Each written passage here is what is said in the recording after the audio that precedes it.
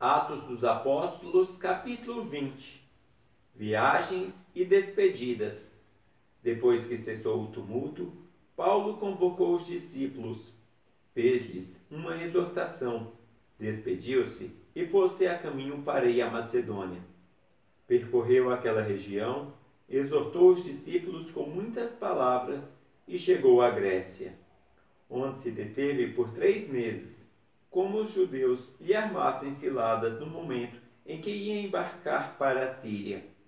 Tomou a resolução de voltar pela Macedônia. Acompanharam-no Sópatro de Bereia, filho de Pirro, e os tessalonicenses Aristarco e Segundo, Gaio de Derbe, Timóteo, Tíquico e Trófimo da Ásia. Estes foram à frente e esperaram-nos em Troade. Nós outros, só depois da festa de Páscoa é que navegamos de Filipos. E 5 dias depois fomos ter com eles em Troade, onde ficamos uma semana.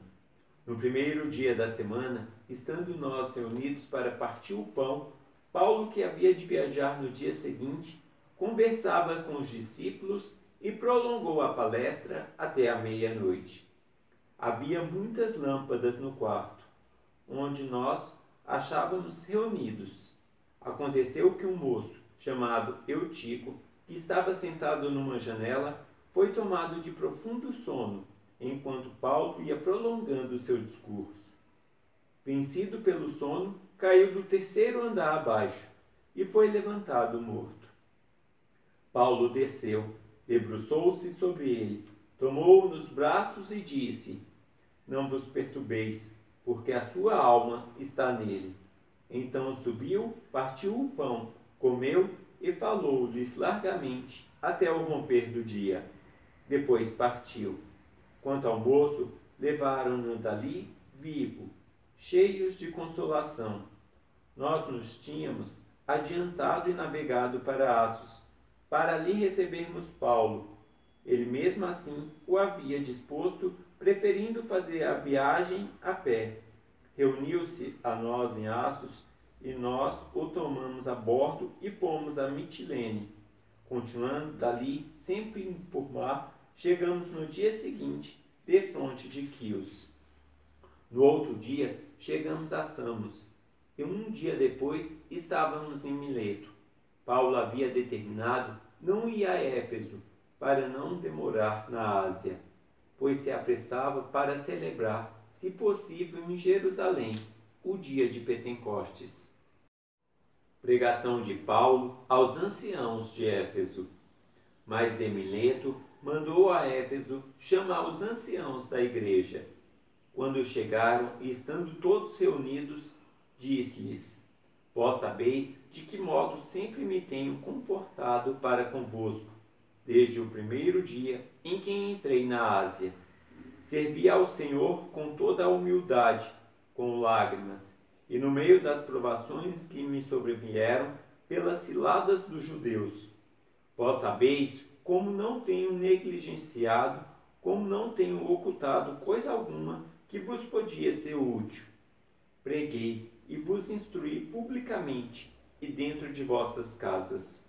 Preguei aos judeus e aos gentios a conversão a Deus e a fé em nosso Senhor Jesus.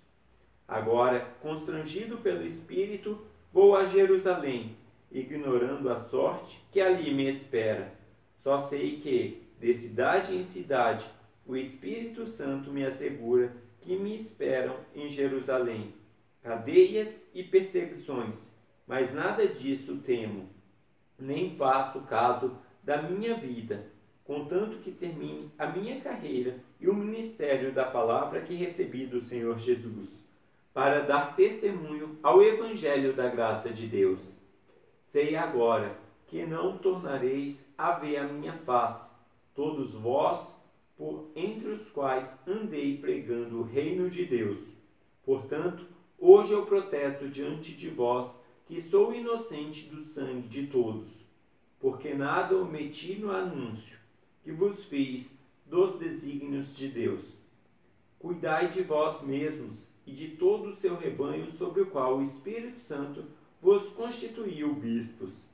para pastorear a igreja de Deus, que ele adquiriu com o seu próprio sangue. Sei que depois da minha partida se introduzirão entre vós lobos cruéis, que não pouparão o rebanho. Mesmo dentre vós surgirão homens que hão de proferir doutrinas perversas, com o intento de arrebatarem após si os discípulos. Vigiai, lembrai-vos, portanto, de que por 3 anos não cessei, noite e dia, de admoestar com lágrimas a cada um de vós. Agora eu vos encomendo a Deus e a palavra da sua graça, aquele que é poderoso para edificar e dar a herança com os santificados. De ninguém cobicei prata nem ouro, nem vestes. Vós mesmos sabeis. Estas mãos proveram as minhas necessidades e as dos meus companheiros. Em tudo vos tenho mostrado que assim, trabalhando, convém acudir os fracos e lembrar-se das palavras do Senhor Jesus, porquanto ele mesmo diz: é maior felicidade dar que receber. A essas palavras ele se pôs de joelhos a orar, derramaram-se em lágrimas e lançaram-se ao pescoço de Paulo para abraçá-lo, aflito sobretudo pela palavra que tinha dito: já não vereis a minha face. Em seguida, acompanharam-no até o navio.